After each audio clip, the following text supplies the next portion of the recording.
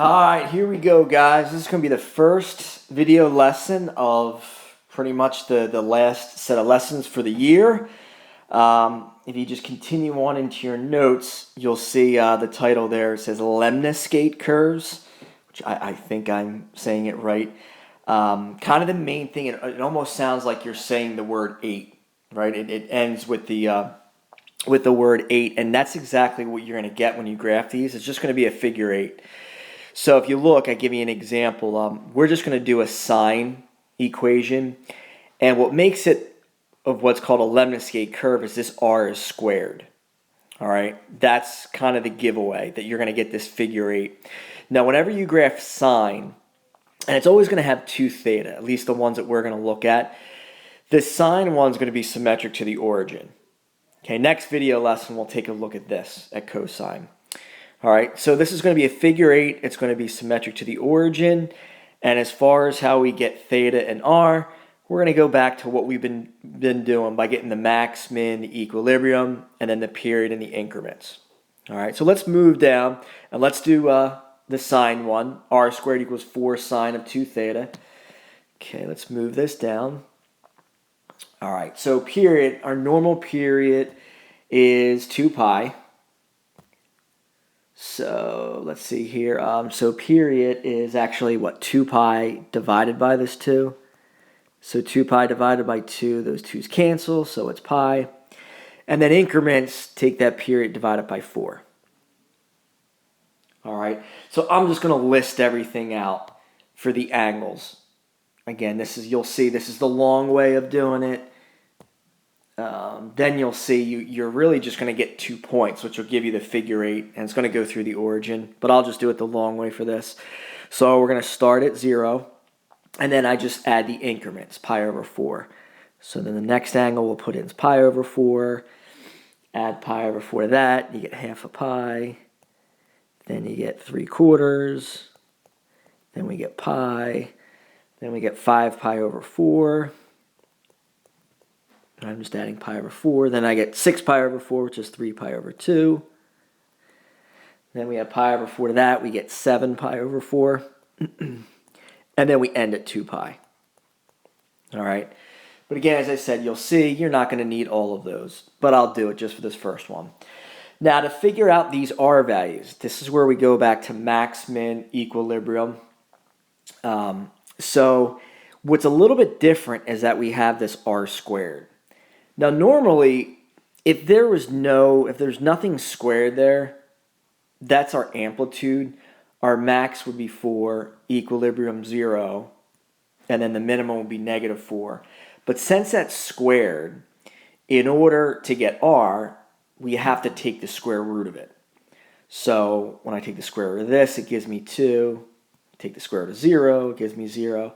Now, here's the part, I can't take the square root of -4, and we're not going to do anything with I, the imaginary number, with polar graphing. So this cannot give us -2. So here's kind of one of the main things. R cannot be negative.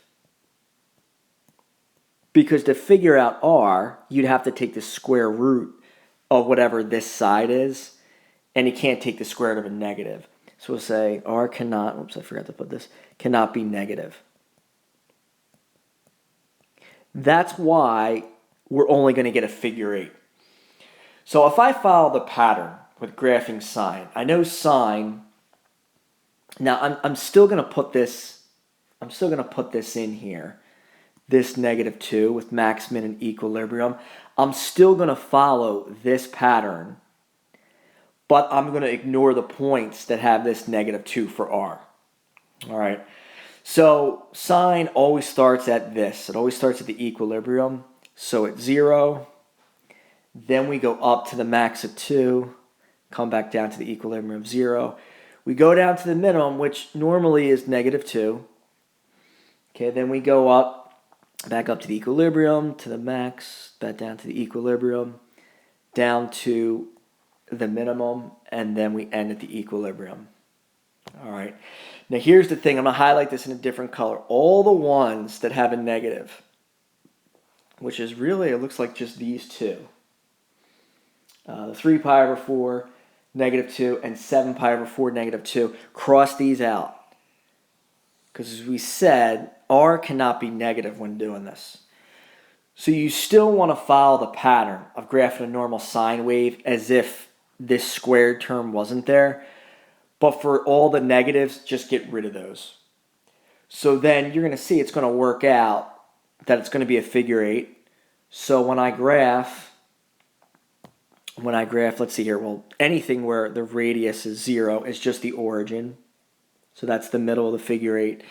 I go to here, pi over 4, 2. Just move this over. All right, so pi over 4, 2. Here's pi over 4. I go to the second circle. All right. Now, here's the easy way. Again, I'm not going to test you on how wide that part of the figure 8 is. You only need one other point, and you can see the other point is, what is that, 5 pi over 2? Yeah, the other point's this right here. At 5 pi over 4, we're at 2. Here's 5 pi over 4. I go to the second circle, so it's right here. And then that's it. So this is where it kind of makes this figure 8 right here. All right. That's all you need. If you tried graphing, this 7 pi over 4, negative 2, when you go to 7 pi over 4 and go to negative 2, it would actually bring you right over here. All right. And that would give you 2 other points, and it would give you almost kind of like 4 petals. You're only going to get 2 petals. That's another way of looking at it. All right. So whenever you see you have r squared, you're going to get that figure 8. Whenever r is negative, just cross it out in your table.